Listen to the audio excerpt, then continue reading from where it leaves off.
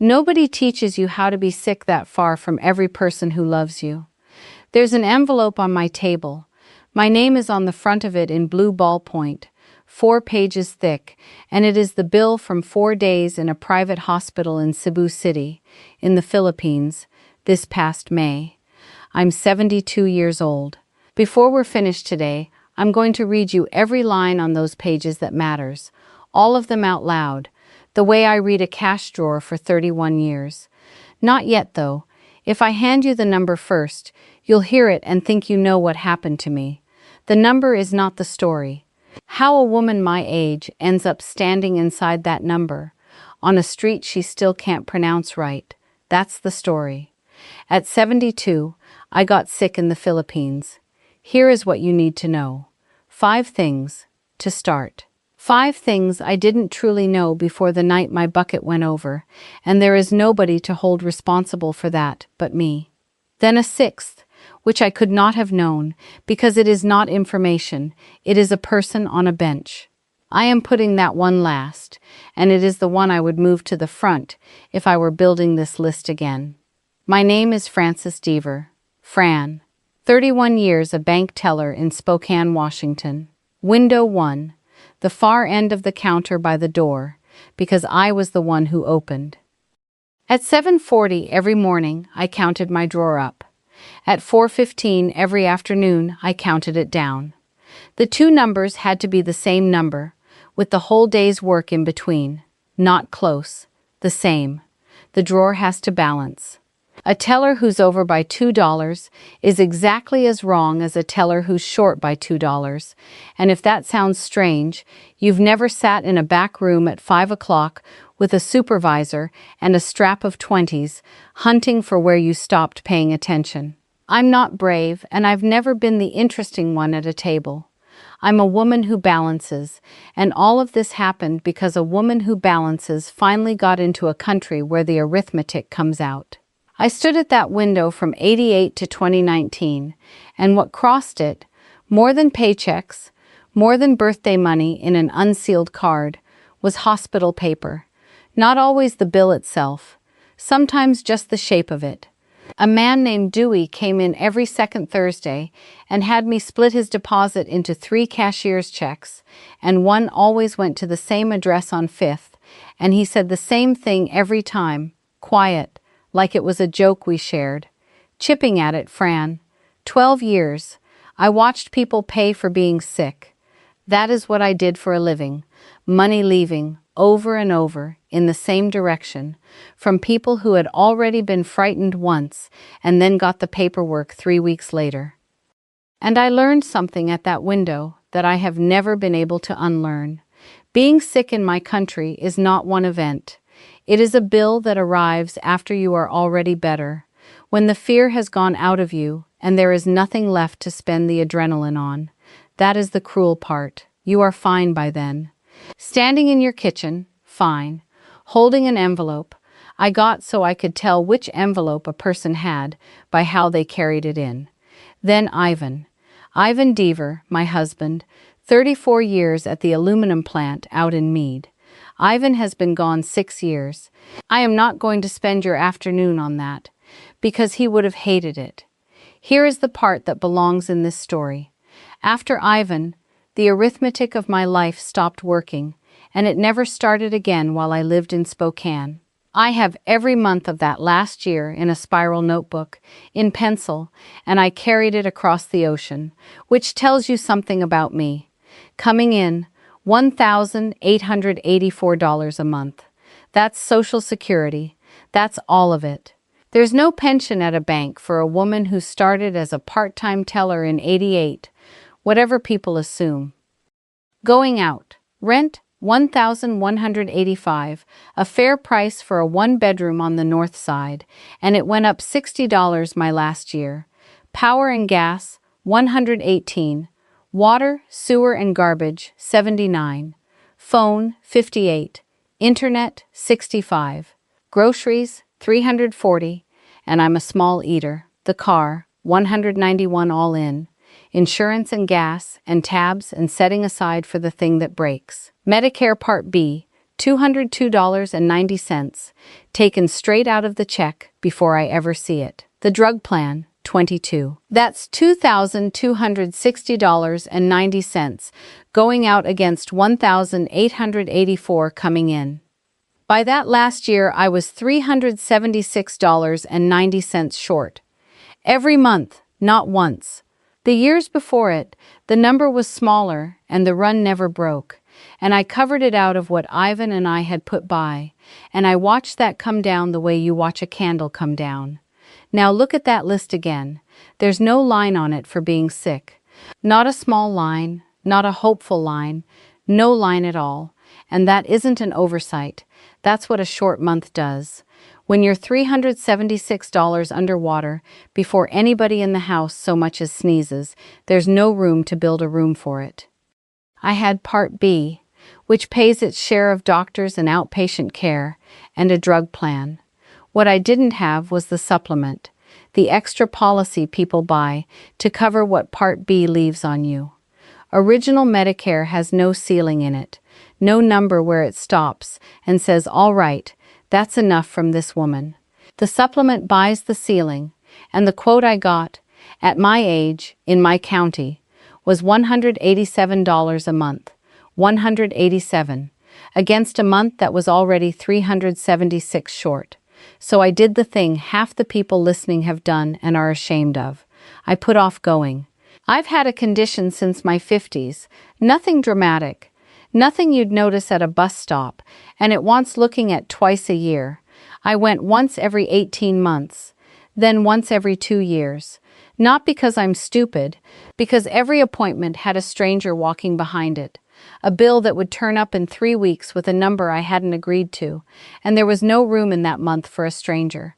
And then Jeannie, who worked the window beside mine for 19 years and retired the year before I did.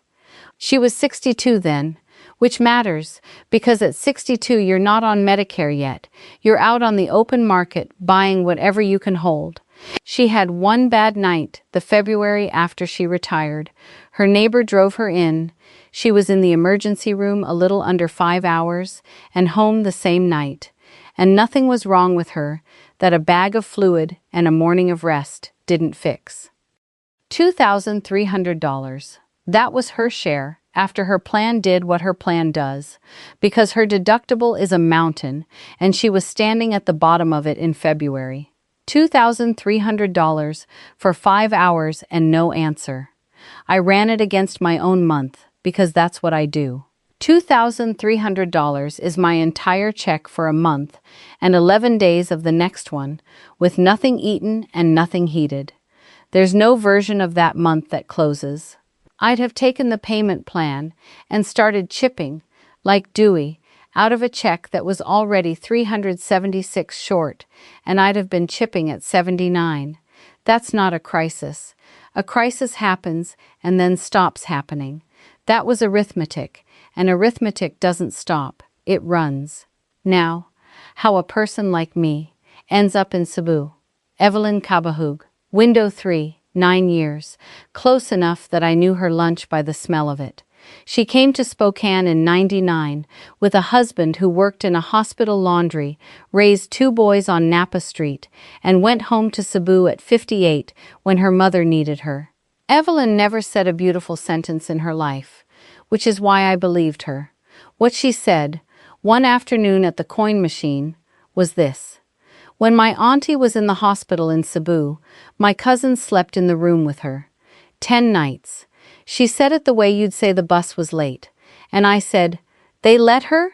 And Evelyn said, "Let her? They ask you. If nobody stays with you, they ask why."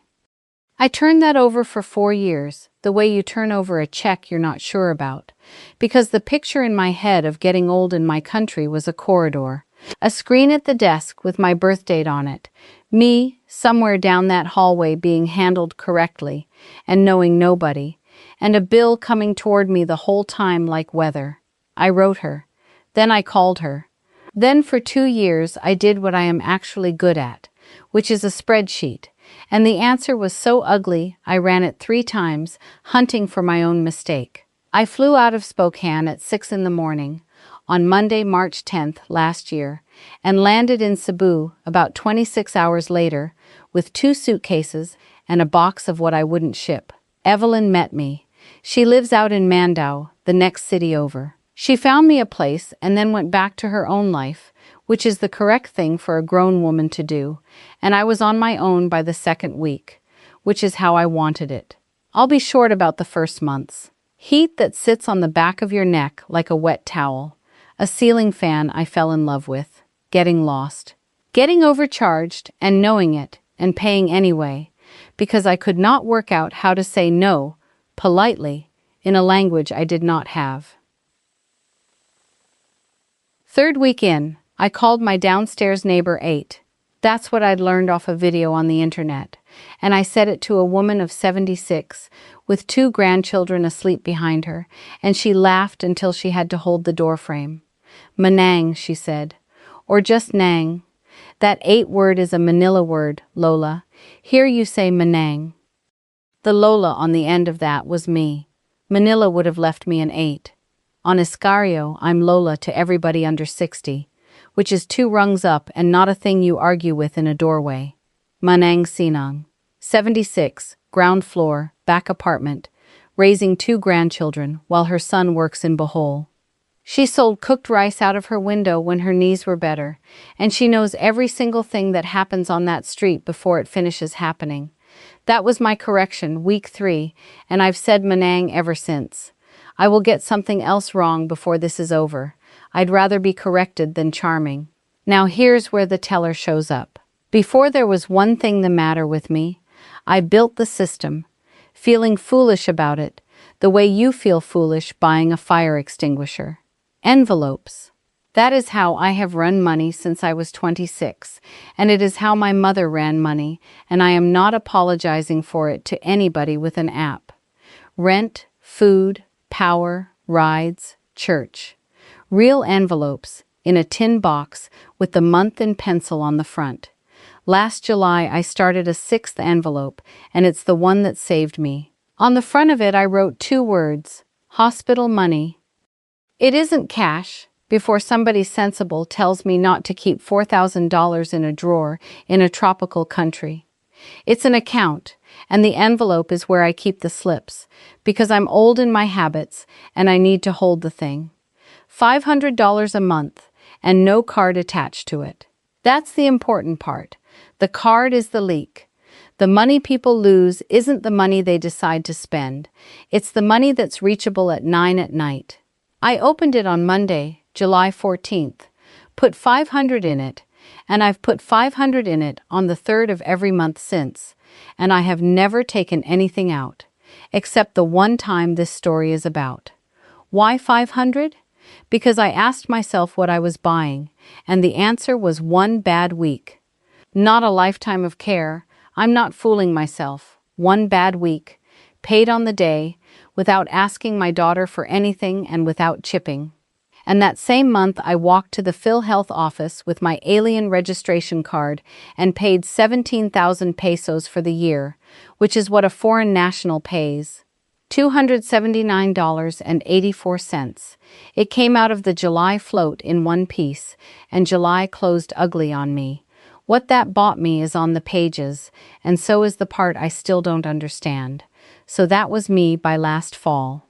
A woman on the 3rd floor with a fan, a tin box, an account she'd never touched, a card in her purse from a health system she'd never used, and a downstairs neighbor who calls up the stairwell at 6 in the morning to say the Tahoe man has come. 7 months of that. Quiet, cheap, warm, dull in the way I've wanted my life to be dull for 30 years. And then May 12th, the water on my street comes and goes. Pressure drops at night, so like everybody in that building, I keep a pail filled in the bathroom.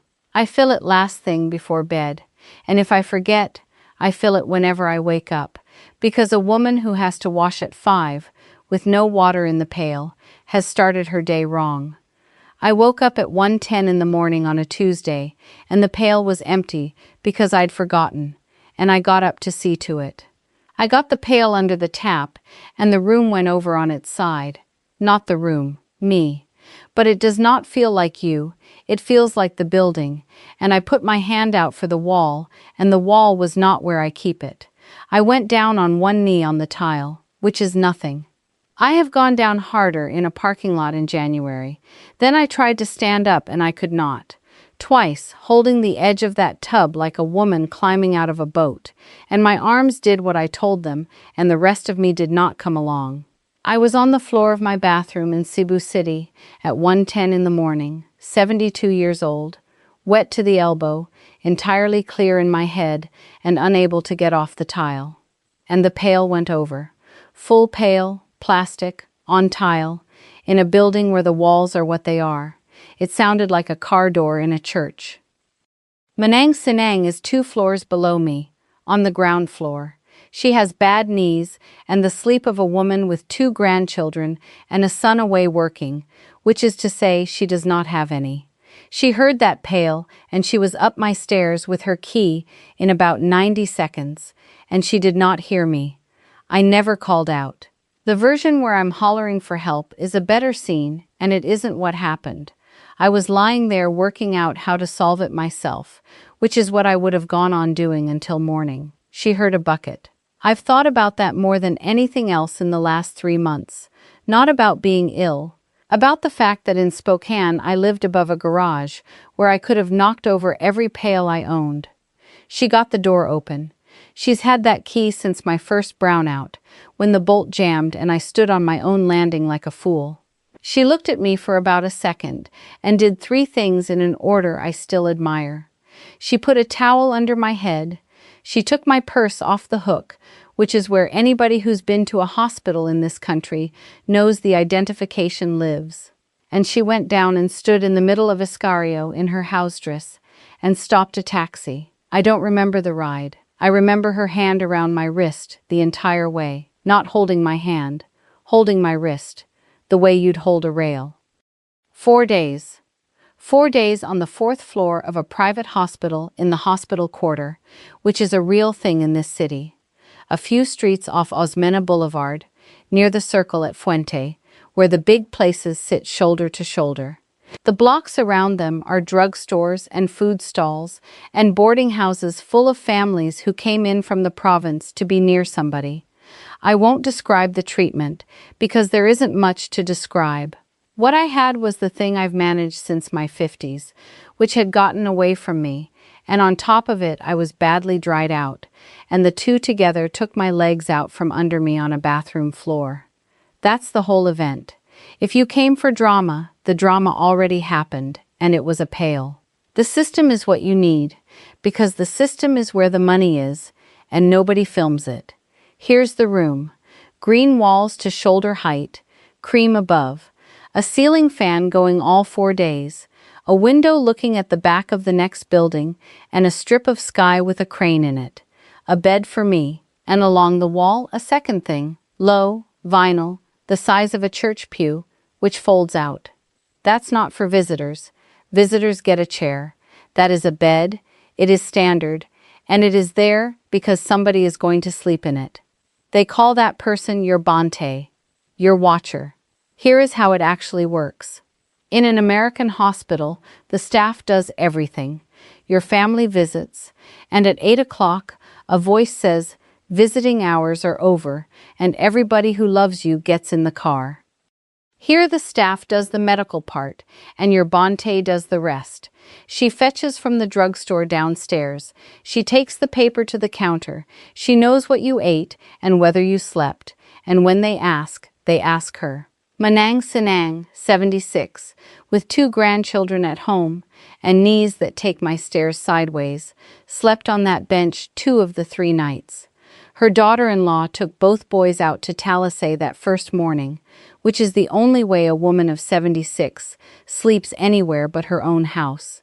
On the 3rd night, she came in and sat, so Sinang could go home and wash. I didn't ask her to. There's no version of that night where I ask a woman of 76 to sleep on a bench for me. She did it the way you'd put a coaster under a glass. The second morning she came back up with Tahoe, in a plastic cup, warm, soft bean curd with syrup and pearls in it, sold out of 2 steel buckets on a pole by a man who walks the street at first light, calling one long word. She put it in my hand and said, in English, because her English is better than she lets on, drink. It is for the strength. The nurse on days was Cheryl, maybe 30, in from Talisay too, an hour on the jeepney each way. The first morning she came in and said, "Good morning, Ma'am Fran. How was your night, Ma'am Fran?"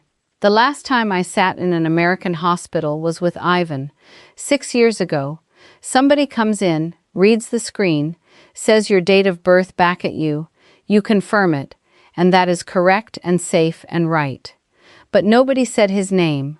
For 11 days, almost nobody in that building said Ivan. Cheryl said Ma'am Fran 9 or 10 times a day for 4 days. By the 3rd day, my eyes would go when she said it, and I would look at the crane out the window, and she never once asked what was wrong, which was the kindest part. That isn't medicine. If the machines are wrong, a woman saying your name is worth nothing at all.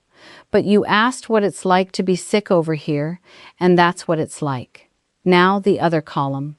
On the 2nd day I called my daughter. Her name is Krista. She's 47, manages a storage place off Trent, 2 boys mostly grown, and she's the reason I can tell you this was not decided by a woman with nowhere to go home to.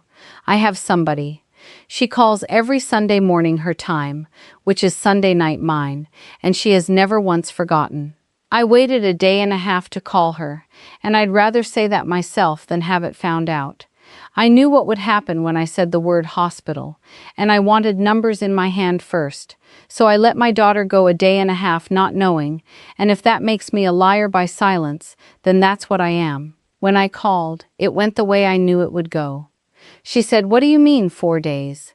She said, 4 days into what?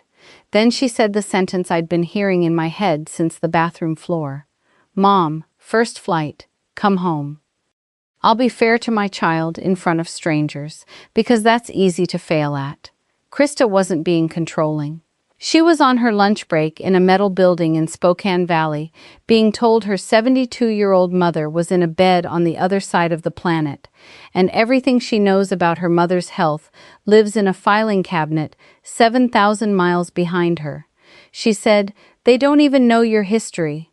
She said, "Who's your doctor there? What's his name?" And I couldn't say it right, and she heard me not say it right. And then she said, "Quiet, worse than shouting. I can't get to you." That's the true fact under everything. 26 hours, door to door, Spokane to Cebu, if the connections are kind. Plus whatever it takes to find the money and a seat. And my daughter has never had $2,000 sitting loose in her life. I told her I'd call her the next day with numbers. Now back to the money. Because the first of the 5 things happened at that desk on the first night, and it's the most expensive misunderstanding an American can carry onto that plane. Somewhere in that first hour, when Sinang had my purse open on the counter and a girl was writing things onto a form, I said the word Medicare. I said it the way you'd hand over a card, as a fact about myself. The clerk was polite. She didn't laugh. She looked up and did the small thing people do here when they have to tell a foreigner something obvious, which is a half-second of arranging her face, and she said, "Ma'am, that is only in America. Number 1, Medicare stays home." The program I've paid into since my first year at that window does not travel with me. Original Medicare pays for care in the United States. There are 2 or 3 narrow exceptions written for the Canadian border and for ships. Nobody should build a retirement on them, and none of them is a room in Cebu at 1 in the morning. That's not a complaint. It's the deal. It's written down, and anybody can read it before they get on the plane. I'm saying it because I've met 3 Americans in this city, all pleasant, all wrong, who believe some part of it follows them. Make it 4. I said it out loud at a counter at 1 in the morning. Here's the piece that gets argued with. I still pay it. $202.90 a month, taken out of my check before the check is a check, for a program I can't use in the country I live in. $2,434.80 a year, gone. Because if I drop Part B, and I ever go back, the penalty is real and permanent. 10% for every full 12 months I was out of it, added to the premium for as long as I have it. So that money isn't health insurance. It's a door. It's what I pay to keep a door back to America unlocked. And if you want to call that fear talking, go ahead, because it partly is. Krista thinks I keep paying it because I'm careful. I keep paying it because I'm frightened, and those two look identical from the outside. The drug plan I let go, $22 a month, and yes, dropping that one carries a penalty of its own for life if I ever want it back. And I let it go anyway, because the counter 4 streets from me sells 3 months of what I take for one old copay. I kept the door and let go of the handle. Number 2 is the deposit, and it has a front end and a back end, and I'll give you the front end now and the back end when the story gets to Friday. We've all heard the story. You come through the doors in a poor country, and somebody in a necktie wants cash before anybody lifts a finger. I believed it enough that when Sinang put my purse on that counter, my first clear thought was not about my legs. It was how much and how fast. Nobody asked me for a peso that night, not one. There's a law here that says they cannot. In an emergency, a hospital in this country is forbidden to demand a deposit or advance payment before treating you. The penalties for asking are not small, and there's a sign about it in the lobby. I've read the law twice since. It exists, it works, and it's better than the thing I'd been picturing. Then Tuesday morning came, and I was all right, and the emergency was over, and that's a different desk. At 9 o'clock, a young man came up with a folder and explained, carefully, that a private room would mean a deposit of 15,000 pesos, and the ward would not. He wasn't embarrassed, and he wasn't squeezing me. He was quoting a price for a product, the way a girl at a rental counter gives you the difference between a compact and a mid-size car. I took the private room. Most of a fifth of that bill, and one whole legal protection, walked straight out of that decision, made at 9 in the morning by a woman who wanted a door she could shut. Most of a fifth, not all of it, because a bed in the ward isn't free either. 15,000 pesos down, $246.91. So the rule is the reverse of the story we tell each other. They cannot charge you to save you. They can charge you to be comfortable, and they'll say the number in a level voice, and your job is to hear it as a number and not an insult. Now, Krista called back the next day, and she had done the work, because she is my daughter, and that's what we do instead of crying. She had a flight, Cebu to Manila, to Seoul, to Seattle, to Spokane, leaving Sunday, 1900 and change, and she had the tab open. She had called the clinic on 5th where I used to go, and they could see me on the 28th. She had talked to her husband about the back bedroom. In 19 hours, my child had built an entire life for me, and it was a good one. And I sat on the edge of that bed with the fan going, and I said no, not a soft no. I had practiced it. I said, Krista, I'm not coming. She said, why? This is where I could tell you I said something wise. I didn't. I said the smaller true thing, because if I get on that plane, I will never again be able to afford to be sick. She said we'd figure it out. And I said, honey, I stood at a window for 31 years and watched people figure it out. I know exactly what figuring it out looks like. It looks like Dewey, splitting a deposit into 3 checks for 12 years. Then it was quiet a while. The bad kind, 7,000 miles of it. And then my daughter said, in a voice I hadn't heard since she was about 9, then don't call me from a hospital again. If I can't come, don't tell me while you're in the bed. Tell me after. I said, all right, out loud.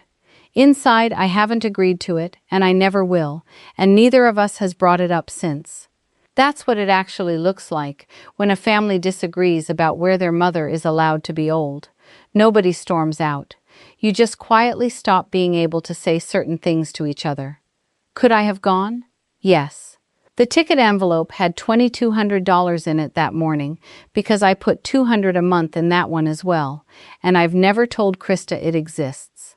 I had the money for that seat in my hand. I didn't stay because I was trapped. I stayed because I looked at the two arithmetics and picked one. That one isn't on my list. That one is just mine, and it's the part you're allowed to be angry about. Number 3. Almost nobody will insure you at 72. I half knew this one, and half knowing is worth nothing. I tried that first summer, before any of this, and then I filed the answer where you file things that are somebody else's problem. Health plans exist here. They're not expensive by our standards, and everybody with an office job has one. They also mostly close at 60. That's the ordinary cutoff for a new member. Some take you at 65, at a price. Above 70, I found two kinds of thing. One is a card that covers consultations and small outpatient business for 11 or 12,000 pesos a year, and it is useful and I should probably buy it. The other is real coverage with a room in it, and the one that would take me at 72 wanted north of 80,000 pesos for the year, which is more than 2 months of my whole life here costs. A company that sells a room to a woman of 72 isn't running a charity, it's making a bet, and it's a bad bet. I've been on the other side of a counter my whole life. So when the market prices you out, you insure yourself. That's what the 6th envelope is, and it's a job with rules. Here are mine. You collect the premium from yourself on a fixed day, the 3rd, no matter what. You keep it where your own hand can't reach it in the evening. You don't borrow from it for a plane ticket or a grandchild or a roof, because the day you do, it stops being insurance and becomes savings, and savings turn out to have been spent. Here's my month, since we're doing this properly. 1,884 comes in. $202.90 goes to Part B before I ever see it, so what lands is $1,681.10. Living here costs me 38,825 pesos a month. Rent, 15,200. Power, 2430, and that is with the window unit on at night in April. Water, 480. Internet, 1699. Phone, 299. Market and food, 9600. The woman who comes twice a week for the washing and the floors, 2800. Rides, 1400. Church and what I give, 600. Visa extensions and the alien card, averaged out to 2,900. PhilHealth, 1,417, which overshoots the year by 4 pesos, and the 4 pesos stays in the envelope. At 60 pesos 75 to the dollar, which is the rate I've been using all year, that is $639.09. Then, in dollars, the storage unit in Spokane that I cannot make myself give up, 89. Hospital envelope, 500. Ticket envelope, 200.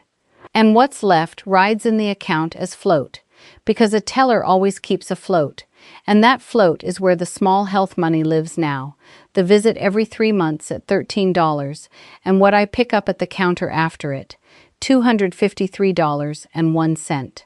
$639.09 plus 89 plus 500 plus 200 plus $253.01. $1,681.10. It balances. It has balanced every month since last July, and in Spokane, it had not balanced since Ivan. Now Friday morning, May 15th. Here's the back end of number 2, and it's worth more than anything else I've told you.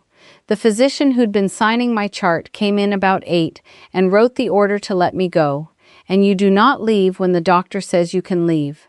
You leave when the cashier says you can leave. His name is Dr. Awano, and I couldn't say it on the phone on the Wednesday when Krista asked me. I spelled it for her that night, letter by letter. O-U-A-N-O. It's called clearance. The floor sends your file down. Billing prices it out. They take off the PhilHealth deduction. They print the statement. A clerk stamps a slip. Until that slip comes back up, you're a woman with her shoes on and her bag packed, sitting on a bench with her neighbor, waiting. 3.5 of those hours were their paper. The rest was me, on foot to the bank and back, which is not their charge to carry.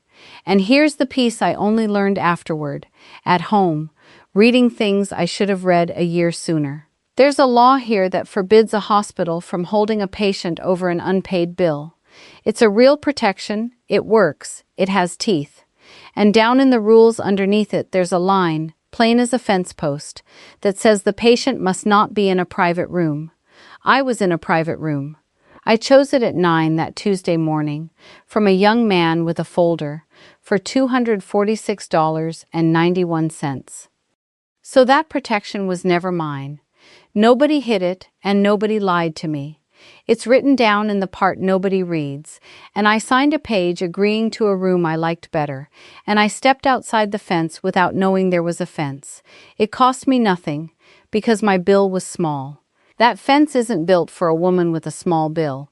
It's built for the woman whose bill is bigger than her account, and she's the one signing for the nicer room. That is what being a foreigner in a system is, and it has nothing to do with this country in particular. The rules aren't written for you. There's no reason why they should be, and the whole job is finding out which ones apply to you before the day you need them. I did it late. All right, I'm going to open the envelope now. At 11:30, billing called the floor, and Cheryl came in and said, "Ma'am Fran, you can go down." Down is a window on the ground floor, left of the elevator, glass front, a shallow steel tray under it, a woman of about 45 behind it.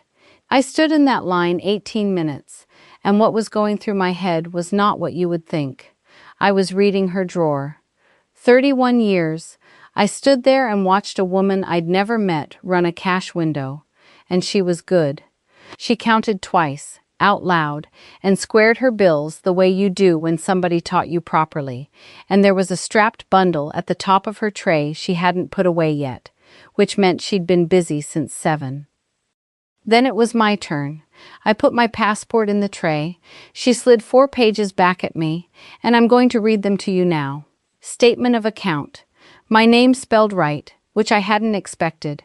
Room and board, 4 days. 13,200 pesos. Pharmacy, 17,340. Laboratory, 9,275. Central supply, 5,860. Professional fees, which is the doctor's, 15,500. Admitting and other charges, 1,975. Total charges, 63,150 pesos. At 60 pesos 75, that's $1,039.51. 4 days, a private room, everything on the page. Now the 2 lines under it, and these are number 4 and number 5. Phil Health Benefit. 7,800 pesos, in parentheses, which is how a page tells you money is coming off. That's what my $279.84 a year bought on this particular page.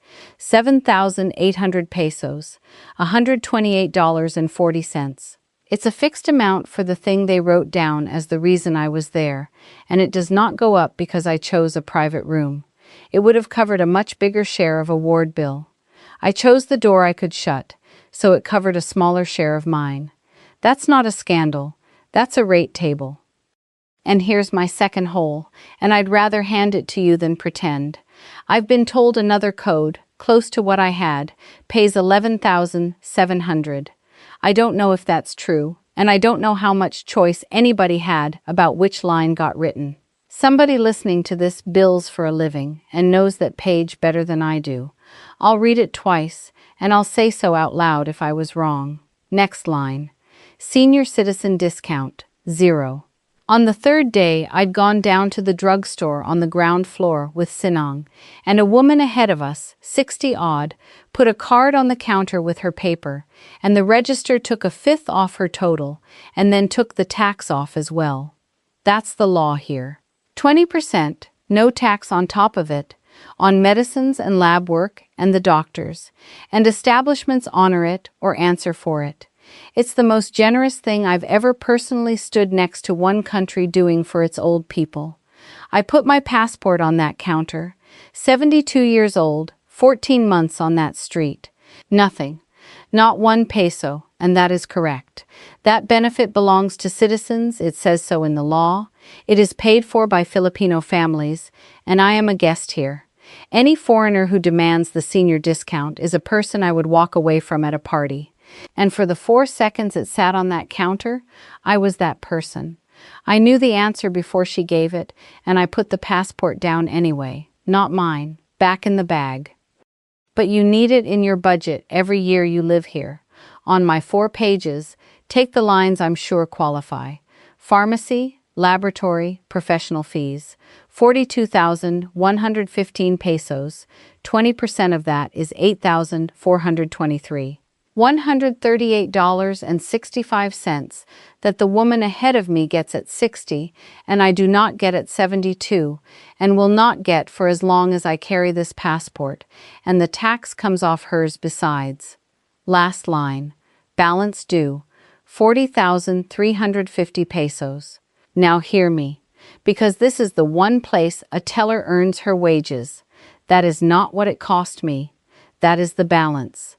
I had already put 15,000 down on Tuesday morning, so what those 4 days cost me is 55,350 pesos, $911.11. Then I went and got it. Nobody stopped me at the door. I told the floor nurse where I was going. She said, "Sige, ma'am." And Sinang and I walked 4 streets in that heat, with my bag still upstairs on the bench, which is its own kind of collateral. She carried the umbrella. I carried the money. I stood in another line and took 55,350 pesos over a counter from a girl behind glass who counted it twice in front of me, which is correct, and which I did 10,000 times for other people. While I was there, I moved the deposit money too. Tuesday's 15,000 had come out of my everyday account, because that was what was in reach on Tuesday morning, and I put it back where it belonged. An envelope that pays for half a thing is not an envelope. I came back and paid it in cash, and the slip came up to the floor at 20 past 1. That envelope had $5,500 in it. 11 deposits of 500 on the 3rd of every month since July 14th, and nothing ever taken out. $4,588.89 left. Jeannie was in a room in Spokane for 5 hours in February, and it cost her $2,300, and she still doesn't know what was wrong with her. I was in a room in Cebu for 4 days and 3 nights, and it cost me $911.11, and a woman slept on a bench beside me, and a nurse said my name. I stood at that window with the 4 pages in my hand and I cried, and the woman behind the glass got very still and asked if I was all right, and I could not explain it to her in any language. I wasn't crying about the number. $911 is a lot of money to me. I was crying because for the better part of 40 years I had been afraid of an envelope, and I had just opened one, and it did not take the roof. Now the cost, and I won't be softening it. I picked a hospital my daughter has to fly 26 hours to reach. If it ever gets truly serious, she may not get here in time. I knew it when I signed the papers on the Tuesday morning, and I knew it again when I said no on the Thursday, and I know it tonight. That's the trade. I bought a life I can afford to be sick in, and I paid for it with the 26 hours between my daughter's front door and my bed. Nobody made me. There's no villain in this. I did the arithmetic and I signed. And there's one thing I would never have found in a spreadsheet. Number 6. Somebody sleeps in the room. I gave you the mechanics of it. Here's the part that isn't mechanics. It isn't free and it isn't charity. In this country, that person is family. And it works because families here still pay that debt in both directions. And every Filipino listening can name the aunt who did it for them. Mine was a 76-year-old widow from the ground floor who heard a pail go over and came up with her own key. That's what I have instead of a corridor. And if you're American and you're quietly doing sums right now about who would be on that bench for you, that sum is the whole video. Krista called the first Sunday in June, her morning, my night, and she was quiet a long time. And then she said, "How much do you put in that envelope?" 500, I said. She said, "I could do 100. Her 100 comes in on the 1st, and it does not go in the hospital envelope. It goes in the ticket one. It's the only money in my month that isn't on the page I read you, and it buys the direction she wants me pointed in, which is her right. That is not forgiveness, and I will not dress it up. My daughter still thinks I belong in Spokane, and she says so. She just started an envelope of her own, in a metal building off Trent, for a bad week she hasn't had yet. She doesn't know the ticket envelope exists, or that her 100 is in it. If she found out, she'd empty hers into a plain seat inside a month, and hers matters more than mine. Here's where things sit. I go in every 3 months now, on the schedule, because a consultation on my street is 800 pesos, $13.17, and a woman who isn't frightened of $13 actually goes. In America, I went once every 2 years and told myself I was busy. That's the whole thing I moved for, and it fits in one sentence. I won't take credit for that, though. That 800 peso door was on my own street for 14 months, and I did not walk through it once. Cheap doesn't make a woman go. Cheap only takes away the excuse she was using, and I held on to mine long after it had stopped being true. That part I own. The envelope on my table is the empty one now, with the 4 pages in it. The hospital money went back over 5,000 on June 3rd, and when I counted it this morning, it stood at $6,088.89. I fill the pail by 9 o'clock at night, every night. And there's a metal spoon on my bathroom windowsill, because Sinang worked out that a spoon on tile carries further than a woman's voice, and she made me put it there, and I've never once had to use it.